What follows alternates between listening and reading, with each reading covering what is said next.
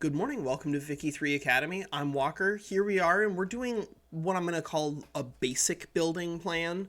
And so, what we're going to do is we're going to discuss at the beginning of the game how to approach constructing for your country. So, the first thing I think you broadly want to understand when you're trying to decide what things you're going to be building and in which order is the rough size and shape of your economy at game start, because that's going to impact pretty heavily how many construction sectors you build. It's going to impact pretty heavily if you construct any of them at all. Are you going to be using wooden buildings? Are you going to be using iron frame buildings? Are you going to be one of the countries that's going to want to prioritize rushing towards steel frame buildings? These are all things that you can kind of like glean from looking around. And so the things that you want to be doing before you add anything to a construction queue is establishing for yourself first roughly how industrialized are you. The easiest way to check for that is whether or not you are currently building any tools. If you're not currently building any tools, then you're functionally a pre-industrial society, which is where the Japanese shogunate begins. But if we were to pop over to, say, France, then we would identify immediately, oh yeah, they have tools. The next thing that you would probably be looking for if you're trying to establish how industrial your society is at game start at least, is how much iron and coal is there in your market. And then probably you're going to be looking for things, then there are very few of them that are going to be fitting this. Things like fertilizer, steel, engines. Very few countries are going to have those available to them. But that will help you determine, are you pre-industrial, early industrial, or sort of like progressive industrial? Are you at the leading edge of industrialization? Because, Austria, they are going to have a small tool industry, right? They are going to have a small tool industry, and they do have some iron and some coal. They don't have any steel yet. They don't have any chemical plants yet. So, what do you build at the beginning of the game is largely going to be dependent on what your country is doing, right? Are you insanely behind? Like, do you have a really powerful landowner? If you have a really powerful landowner, then I want to warn you here. All of these systems are interconnected, right?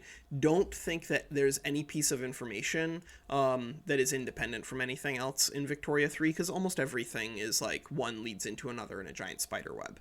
And so what you build is going to have a meaningful impact on the nature of the society that you are building through your laws. What you do with a shovel is just as important as what you do with a pen. And so if you want to, for instance, reduce the strength of the Austrian aristocracy, then what you need to pay attention to are the pop types there, which are aristocrats, clergymen, and farmers. And if you know the game, then you should know that aristocrats, clergymen, and farmers, all right, well, let's just not build agricultural buildings. And that's why you see me rail against the idea of building cash crops if you're in a landowner battle, is because you're intentionally building things that are going to help out your political enemies, instead of building things like this that would employ laborers and shopkeepers. Or you could potentially even be employing capitalists if you have the right methods of production set up for your furniture manufactories. And the capitalists, of course, are going to be giving you investment pool if you're in the right laws. And so I hope it's immediately clear to you that there are a multitude of factors that are going to be going into what your basic openings building should be. And so take this as this guide that I'm just going to descriptively show you. Take it more as building blocks than a strict guide, because it really is more building blocks.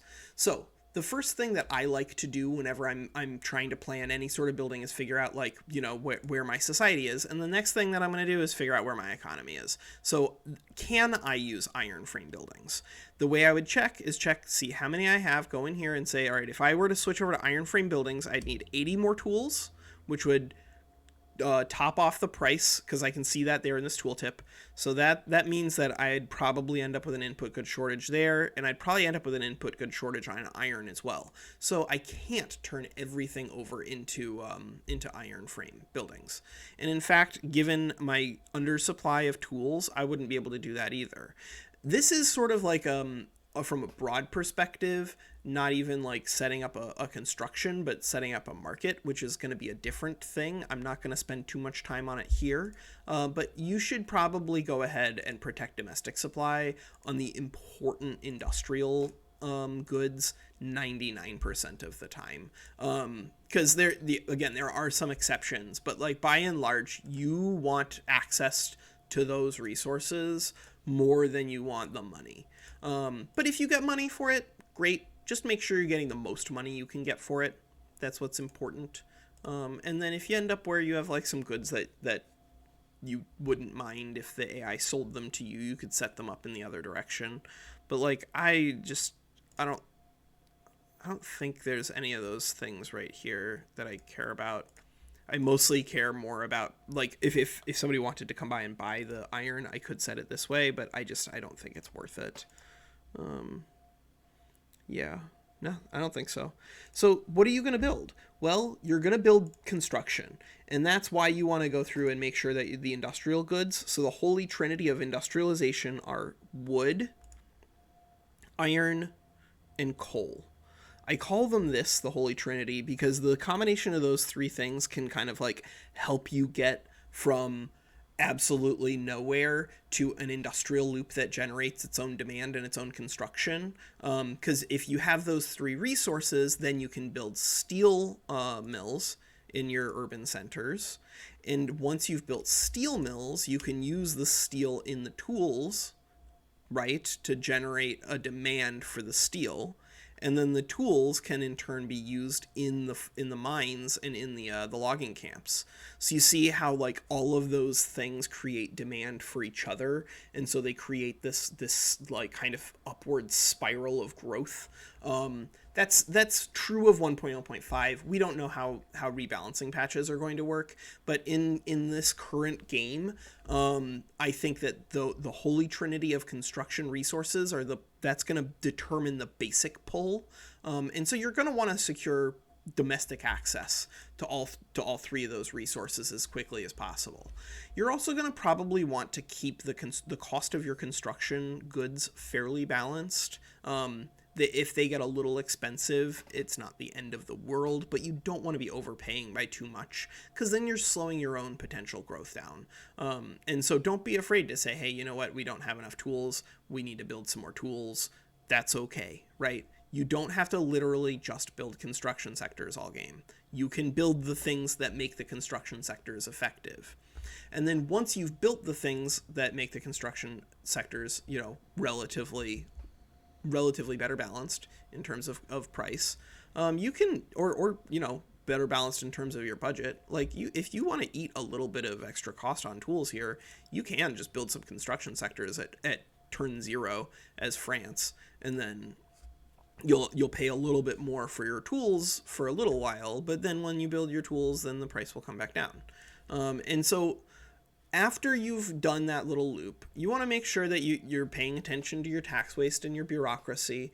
Do not, for those of you who have not heard this spiel before, do not worry about taxation capacity if your economy is largely peasants there, because it will not matter. You can build like government administrations as Japan to send tax assessors out here, but they're mostly going to be taxing peasants, and it actually just costs more to send them on like a little rickety cart out to a village in the middle of nowhere with 120 people than you actually get in taxes out of those people. And so don't worry about this one. That's a nonsense warning.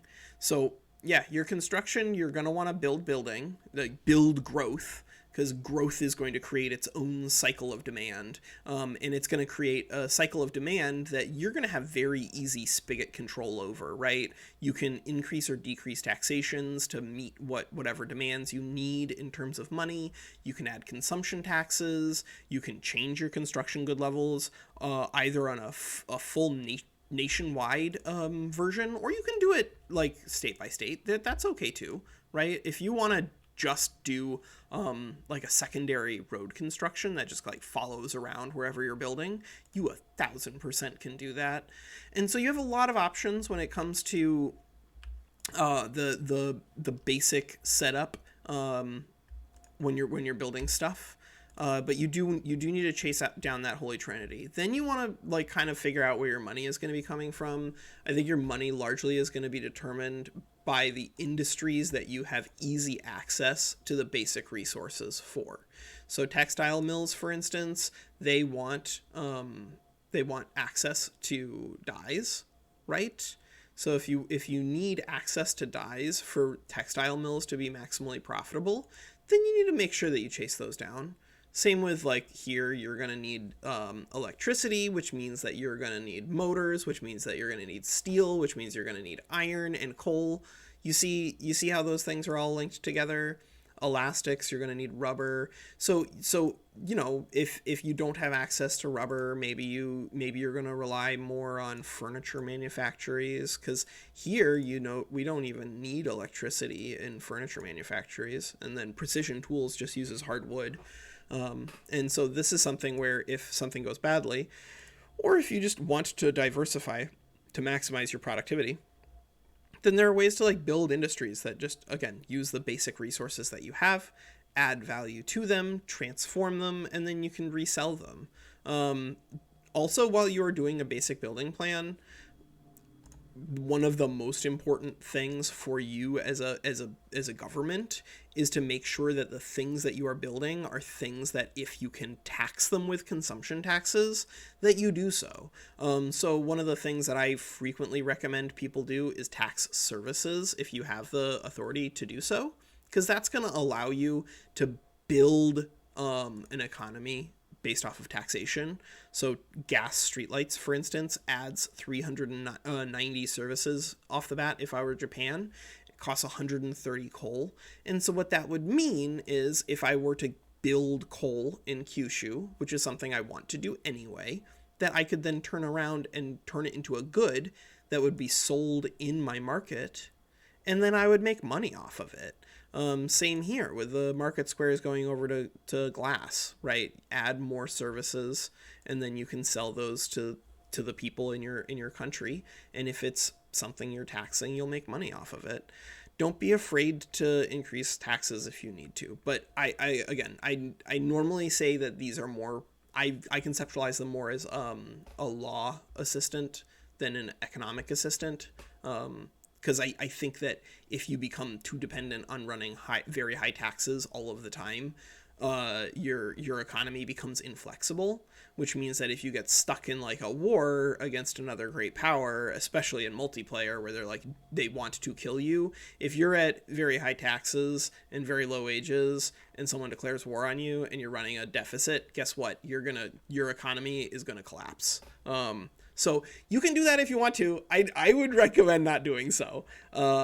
Beyond pursuing the growth economy of that little loop, the industrial loop with the Holy Trinity and tools and steel, and then the building the luxury goods that you have the basic resources for, don't be afraid to get agricultural stuff up and going, especially after you've defeated your landowners. I talk a lot about trying not to build it up too much while the landowners are powerful and you're trying to remove them.